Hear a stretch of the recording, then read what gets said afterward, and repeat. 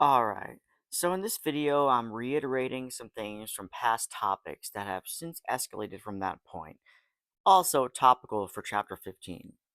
So, I'm covering data on child marriage to the Epstein cover up and watching more of that Kyle video on PedoCon, seeing how far I can. There's never been a perfect time in history to be a child, but these times are unprecedentedly disturbing. When the system says, think of the children, it's never been what we think when they say it. So, child marriage is actually legal in 34 states. Child marriage was legal in all 50 states until 2018. Since then, 16 states have passed bans, and advocates continue to push lawmakers to end the practice. Nearly 30,000 minors, the vast majority of them girls, were legally married in the United States between 2000 and 2018. The years state houses finally began taking action. Child marriage, defined as any marriage where at least one of the parties is under the age of 18, was legal in all 50 states.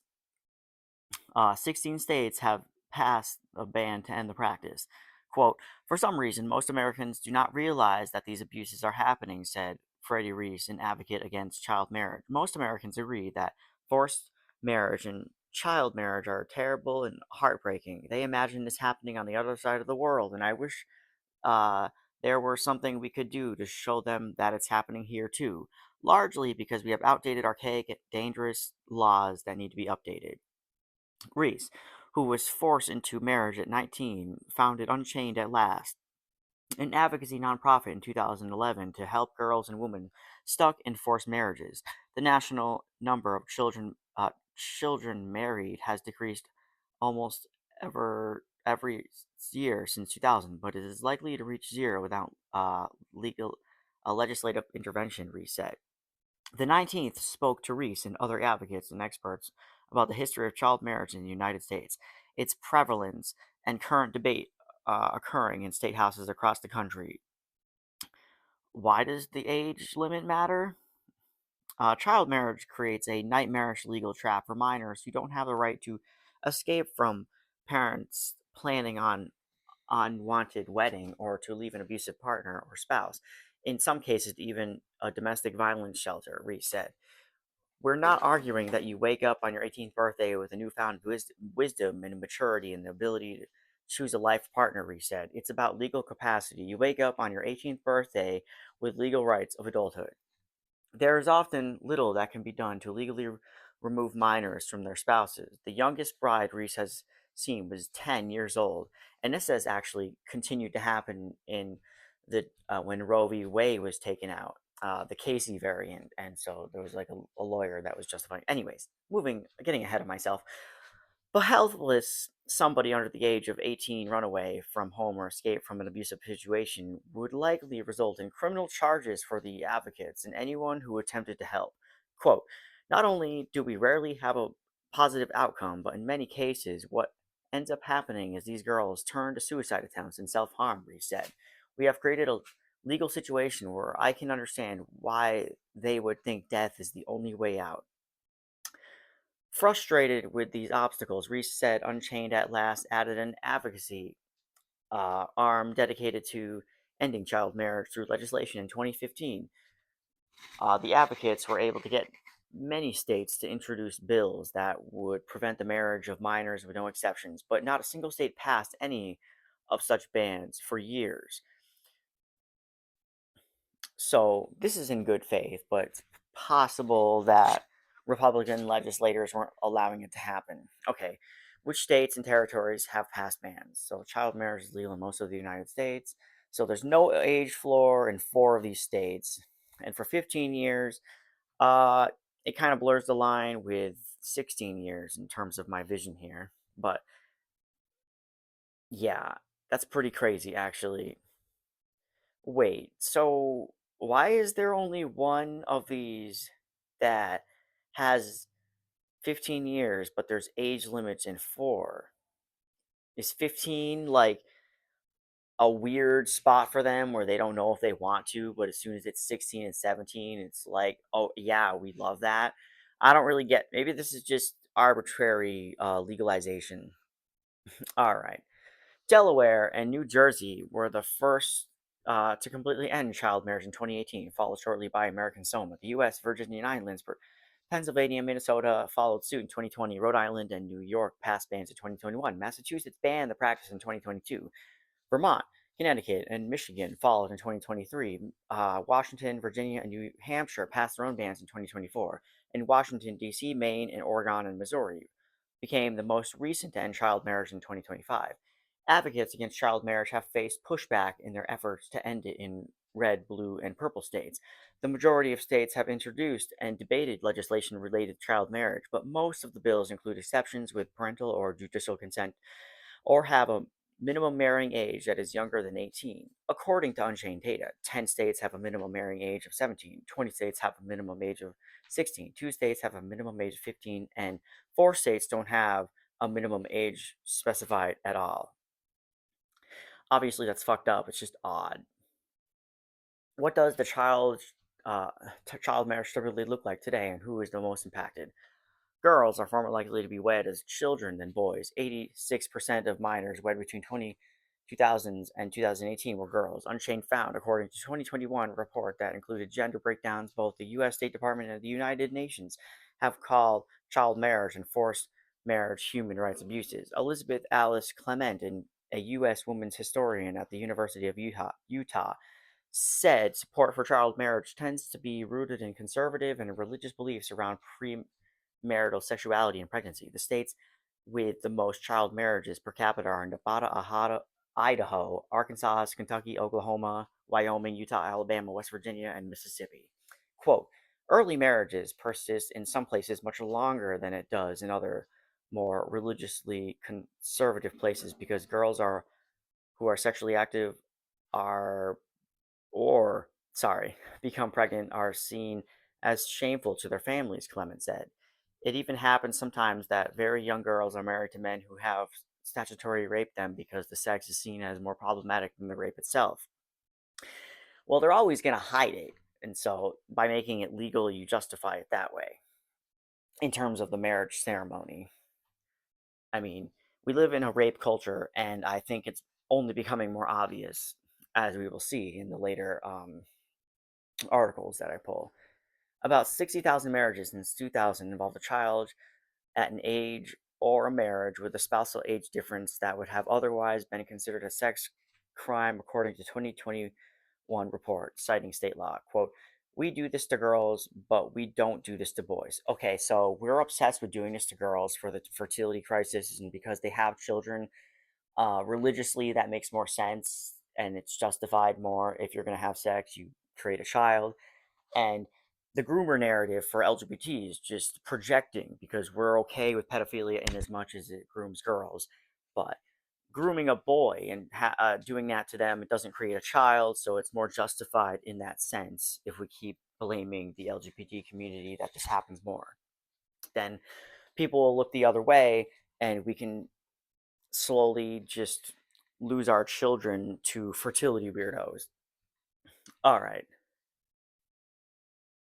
Um, what are proponents saying in child marriage, in favor of child marriage? Although the United States joined the United Nations in 2016 to end child marriage by 2030, lawmakers continue to debate the minimum age in state houses around the country. Those aging in favor of permitting children to marry often argue that establishing any restrictions will interfere with parental rights or religious liberty, of course.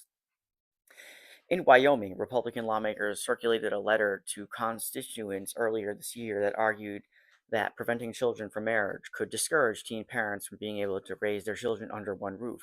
The lawmakers concluded that the marriage age would align with the age in which children become physically capable of having their own children.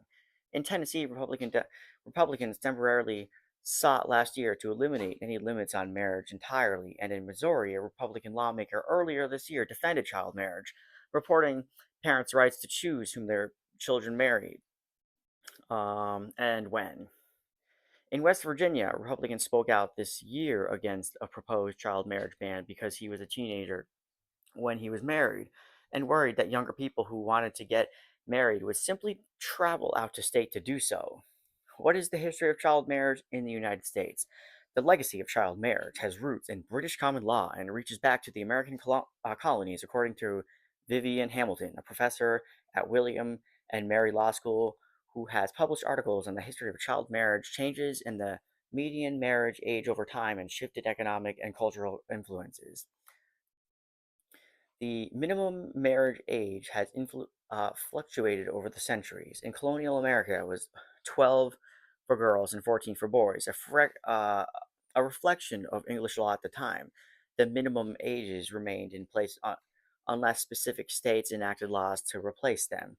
Quote, in the early years, parents wanted to exercise some control over when and who their children married, Hamilton said.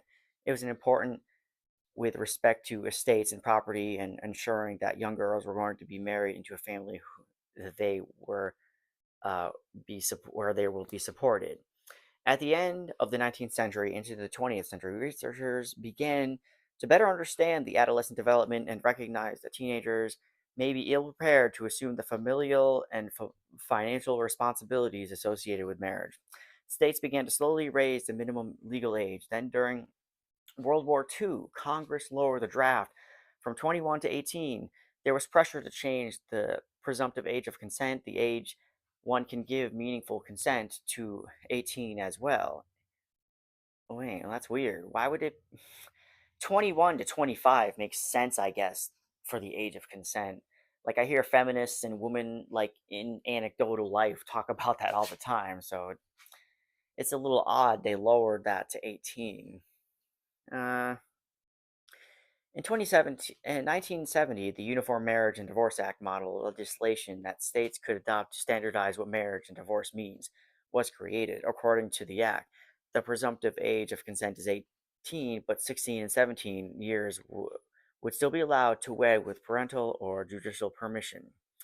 What does marrying impact young impact girls in society? Oh, how does marrying young impact girls in society?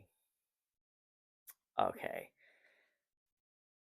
Mabin van Oranje, a princess of Netherlands and founder of Vow for Girls, a nonprofit dedicated to ending child marriage globally, said child marriage affects every aspect of a girl's life. Her education, health, ability to earn money, personal safety, and legal rights are often jeopardized. Girls who marry before they turn 18 are about 50% more likely to drop out of high school and 4 times more likely to finish college.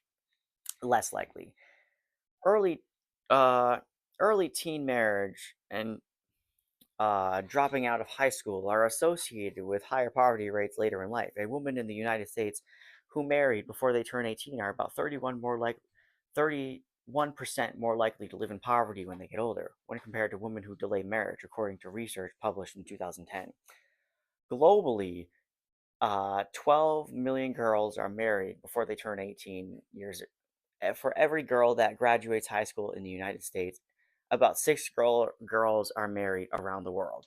Quote, once you know there's a problem as big as child marriage, you can't unsee it, Orange said. The idea that people are just ignoring it, especially at these big development meetings at the United Nations, for example, that really upsets me. But Orange, who has been working on the issue for more than a decade, has seen countries in several communities in several countries shift their culture around child marriage, and she remains optimistic as she sees more donor money going toward ending the practice. All right, quote.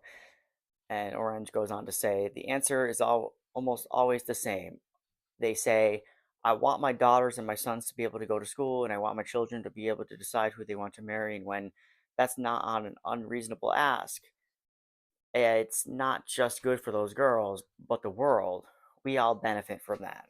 Okay, so it is a little odd that the United Nations isn't completely focused on this, but in light of not caring about maternal safety, I kind of think it makes sense because we're doing automation now. But at the same time, I do think it's excess. Like, we need more people in the world for economic value. And so we buy people from like third world countries and make them work because we don't want to benefit our own people at home, So we have the nanny gate sentiment a little bit for why we don't want to end child marriage, I think. All right, moving on. So, this happened a while ago. How a 10-year-old rape victim who traveled for an abortion became part of a political firestorm. The case of a 10-year-old girl who had to travel from home to Ohio to Indiana to receive an abortion after being raped has become a national news and a major political issue following the Supreme Court's decision to overturn Roe v. Wade. The child, then nearly 6.5 weeks pregnant, could not legally receive an abortion in Ohio due to the state's federal heartbeat law, which went into effect after the courts abolished the constitutional right to an abortion. Her doctor phoned Indianapolis physician Dr. Caitlin Bernard, who agreed to perform the procedure. Bernard went public with the story in the Indianapolis Star. The response from both sides of the abortion debate has been uncompromising for advocates of abortion rights, including President Biden. The girl was an example of how new abortion restrictions were already harming the most vulnerable people. But abortion opponents have doubled down. Jim Bopp, an Indiana lawyer and general counsel for the National Right to Life, believes the girl should have carried the child to term. This is so messed up, guys. What the fuck? Quote, she would have the baby, and as many women who have had babies as a result of rape would have, we would hope that she would understand the reason and ultimately the benefit of having the child, said Bob told Political on Thursday, quote, we don't think as heart-wrenching as those circumstances are. We don't think we should devalue the life of the baby because of the sins of the father. Oh, jeez. End quote. Here's what to know about the case. What do we know about the case? Okay, the Colombian Police Department was informed about the child's pregnancy on June 22nd, after the Franklin County's Children's Services agency filed a complaint, NPR reports. Officers have since already arrested Gerson Fuentes, 27, who confessed to raping the girl at least twice. He is currently held at the Franklin County Jail on a. So at least this guy wasn't justified and just. But without the way our prisons fucking system work, it seems like we would just let him go. So, detectives investigated that the case collected Fuentes' DNA to confirm his paternity, and he faces a potential life sentence if found guilty, which could literally mean like 5 years, you know, because it really depends what life in prison means, depending on the state. Why did it become national news? The case was brought to national attention after Biden delivered impassioned remarks while signing an executive order to better protect access to abortion in response to the Supreme Court's decision to overturn Roe v. Wade on July 8th. Biden called the Supreme Court's decision extreme since Roe has been overturned. Four stars have banned abortion, with no exception for rape or incest, unless the mother's life is at risk. This isn't some imagined horror, Biden said. It's already happening. Just just last week, it was reported that a 10-year-old girl was a rape victim, and she was forced to travel outside the state, to Indiana, to seek to terminate the pregnancy. Biden's executive order asked federal agencies to find. Okay, so this is just an example. Moving on here. So, the Children's Online Safety Act is actually not doing any good for the LGBT community. And we knew this when the big, beautiful bill was being passed and Project 2025 was happening. Um, Hold on. So, states are going to further restrict LGBT information. Meanwhile, because this is going into massive censorship, as we will see, um, states are going further into the proposed federal bills. Florida, Arkansas, Texas, Nebraska, Louisiana, and others all have passed bills aimed at protecting children online that are more extreme than the proposals presented at the federal level. Even socially liberal legislative bodies like California have passed bills like the Age Appropriate Design Code that LGBT plus advocates worry would harm LGBT plus children by banning discussions of LGBT plus public events or books that address gender and sexuality at early ages. Many state bills aim to give parents greater control over the children's internet access, but they often assume their parents both know what is best and will set appropriate limits. They also presume that children are out to their families, despite over half of LGBT plus youth experiencing some form of parental rejection at home. LGBT plus youth are 120% more likely to experience homelessness, and 20% more do experience homelessness before the age of 18.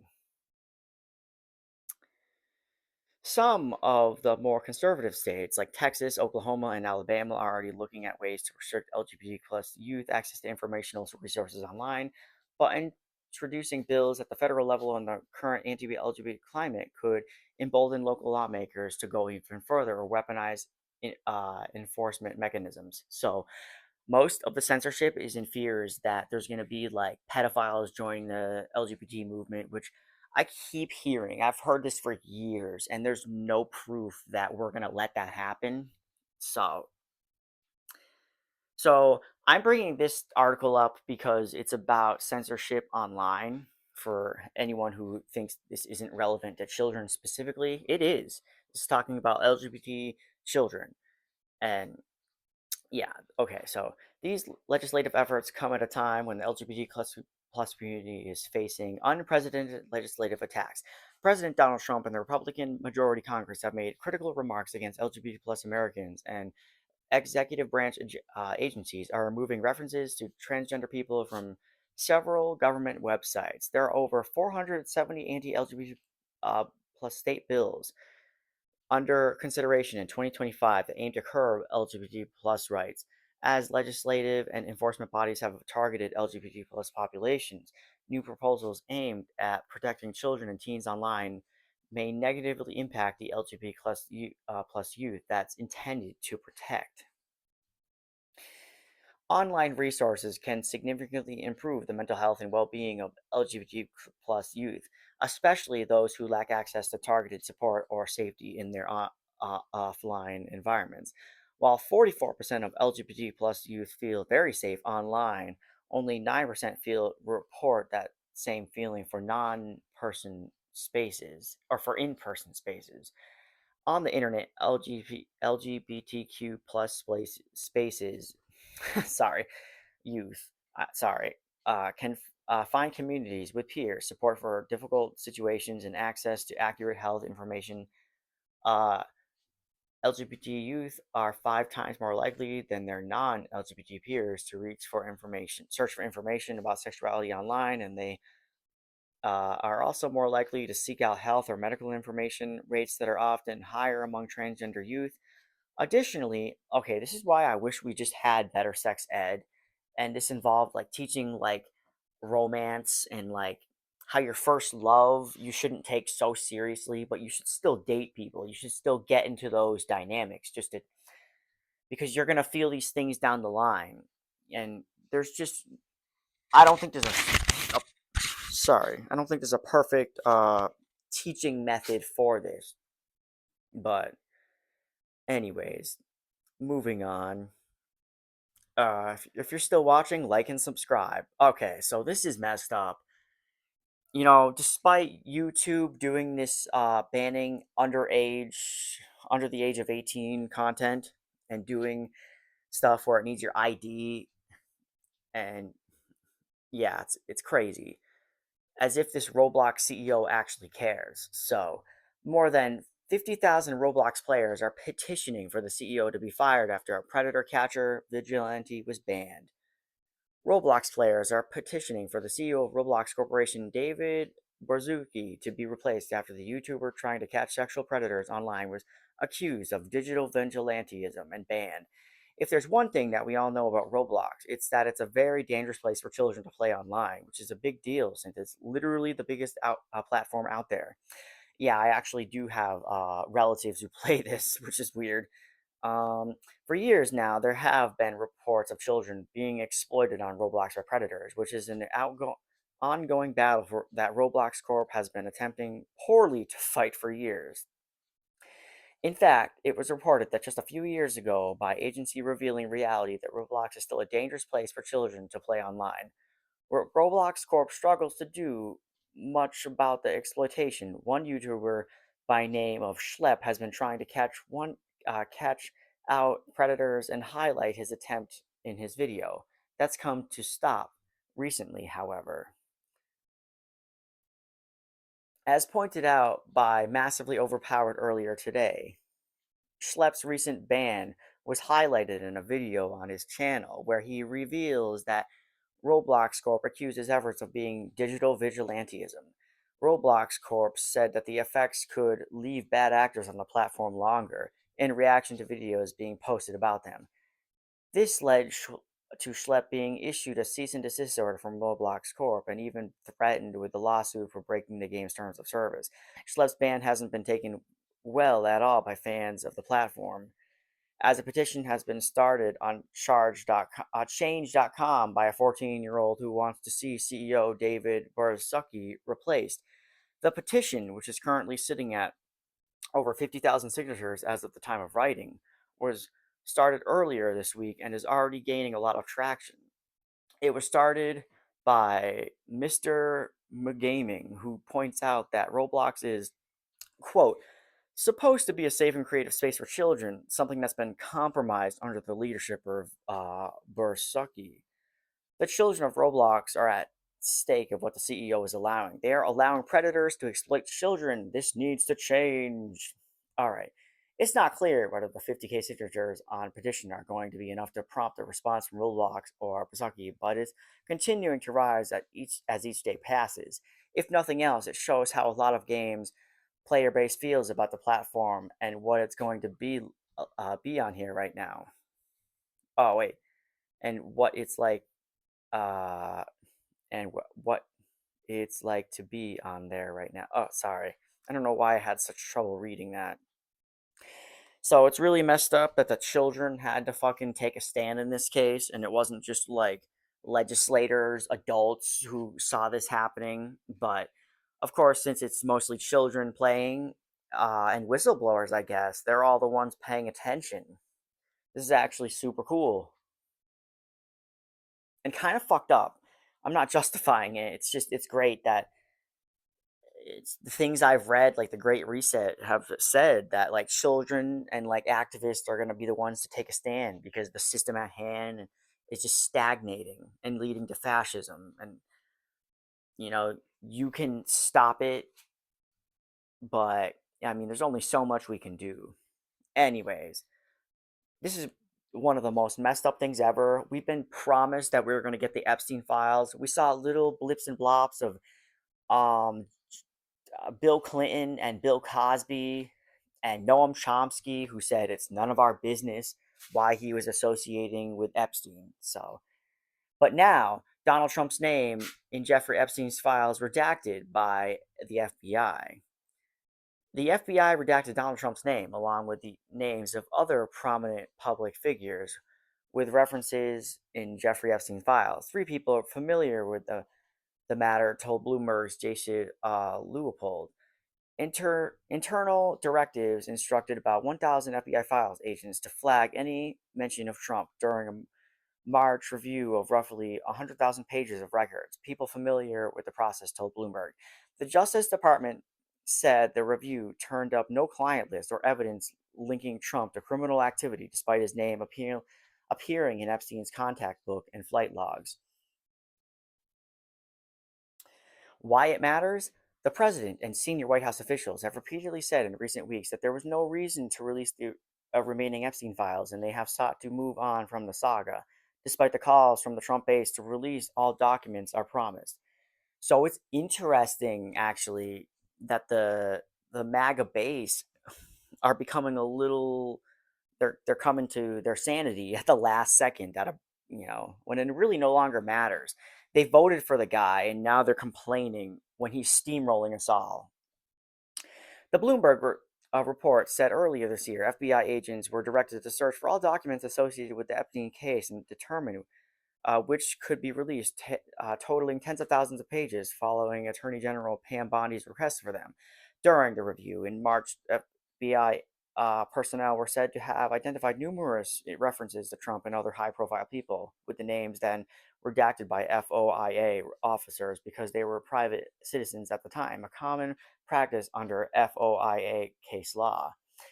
After the redactions, the files were sent to Bondi and then reportedly told Trump in May that his name was in the files.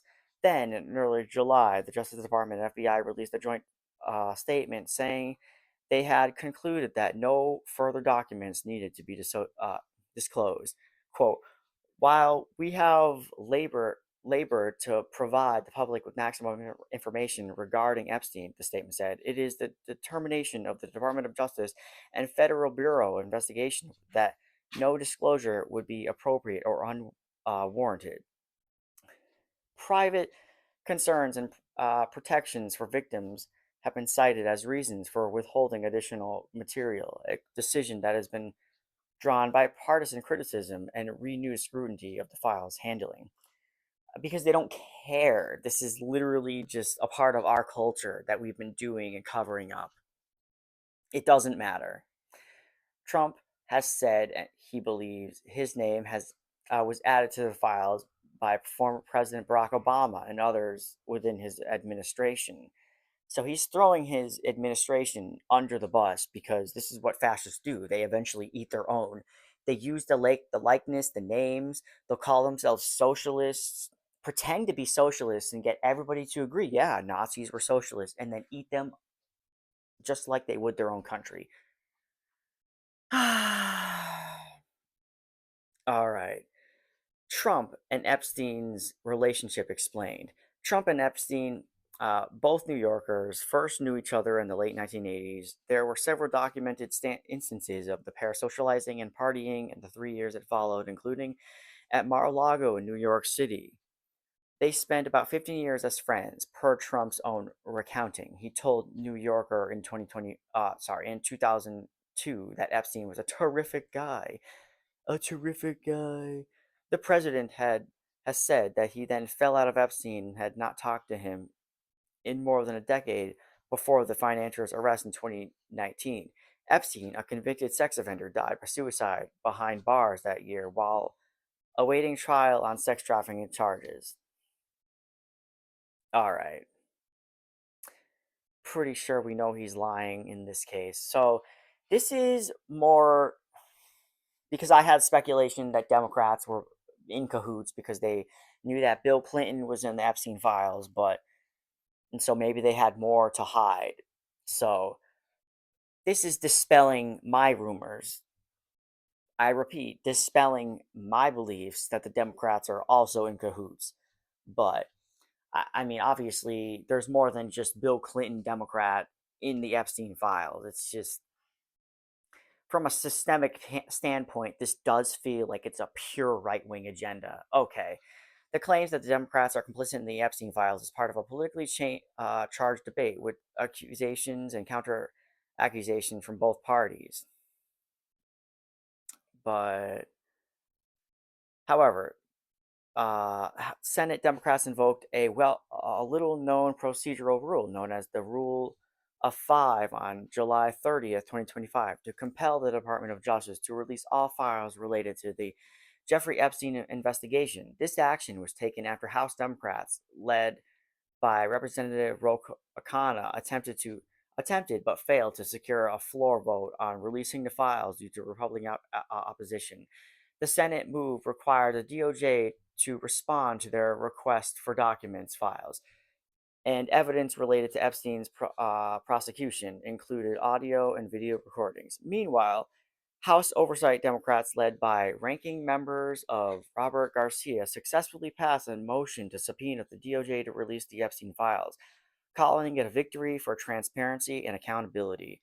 Garcia and other Democrats, including Alexandria Ocasio Cortez, have accused Republicans and specifically Donald Trump of blocking transparency, citing Trump's past friendship with Epstein and Attorney General Pam Bondi's perceived alignment with Trump's personal interests. Damn. As of mid August 2025, the DOJ has expressed intent to release grand jury exhibits and transcripts with appropriate redactions, but the extent of new information remains unclear. The political battle of the files continues, with both sides accusing the other of obstruction and hypocrisy. All right, so it does seem like the Republicans are blocking this more, but I do think there's some hypocrisy, even though there are people who I guess aren't on the inside of this Epstein cover up who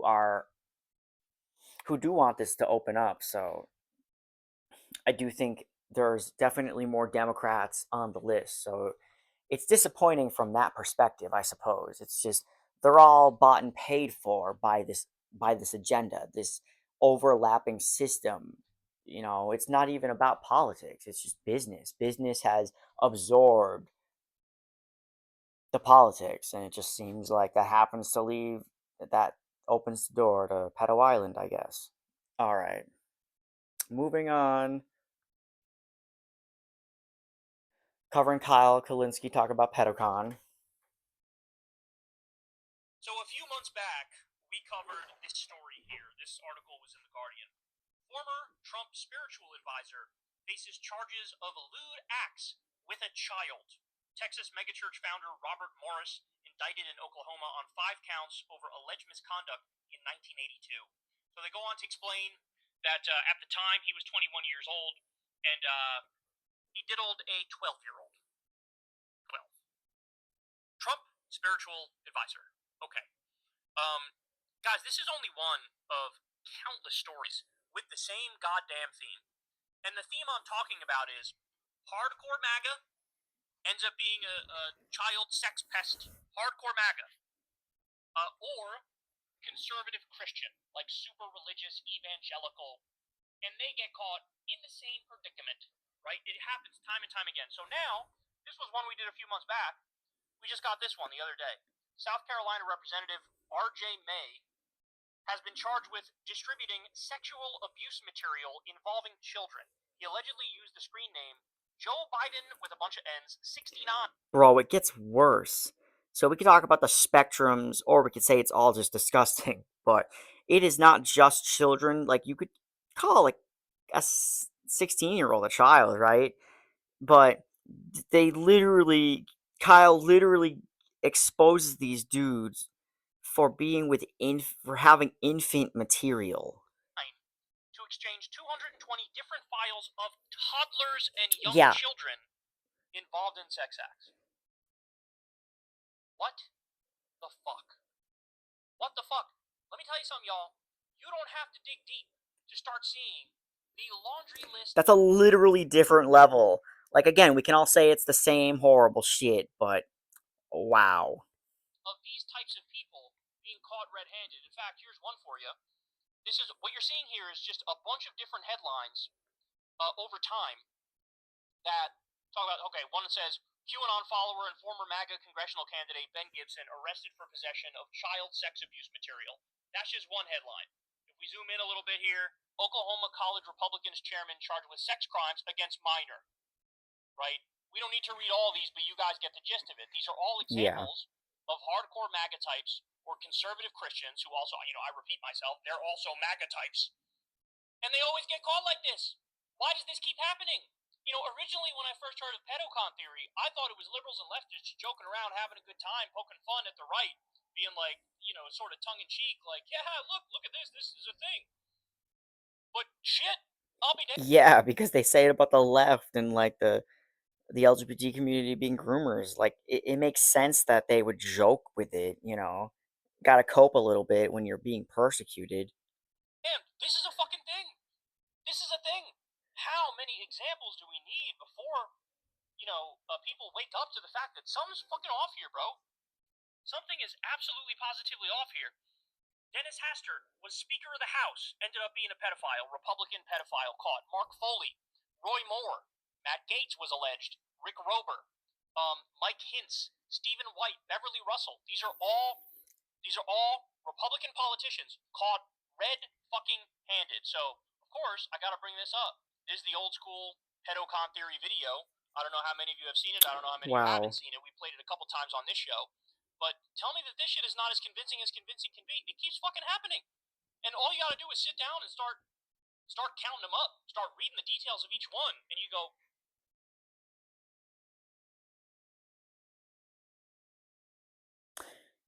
Oh, sorry about that, guys.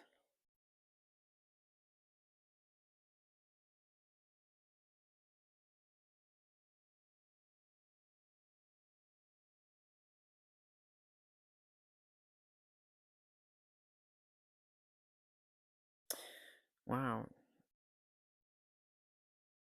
Alright, the video just stopped working. Oh, I'll have to edit this out, I guess.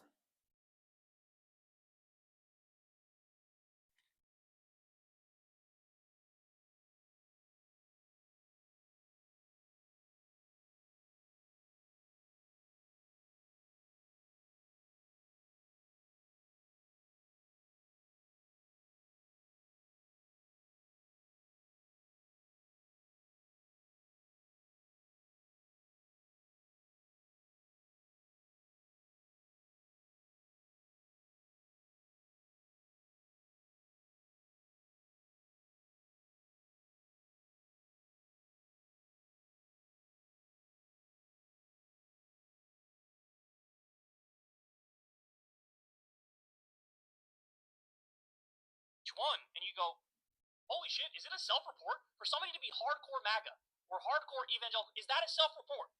Are they? Yeah.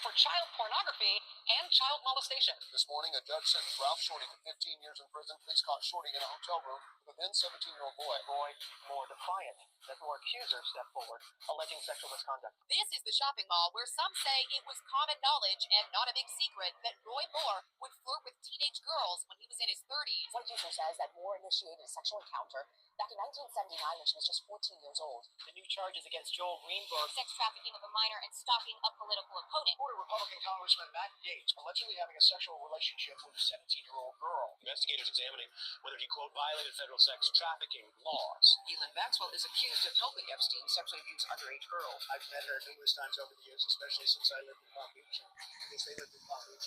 But I wish her well. Wow. Yeah, well, as people have pointed out, pedocon is a theory like gravity is a theory at this point, man. It's legit. But I just think it's like because Republicans have been known as the party of big business, they're more in leagues with that side of things. And as Democrats become more right leaning since Bill Clinton, they're only trying to catch up. They're literally only trying to catch up. That's why there's like a few handfuls of Democrats probably in the Epstein list, but it's literally red state fucking people. Like it's makes sense. I hesitated for a while before I decided to bring this up on air, but when like every day, story after story after story after story, I swear to God, I can't go a full week without hearing about some either MAGA lawmaker at the state level or some evangelical Christian right winger where you learn, oh, okay,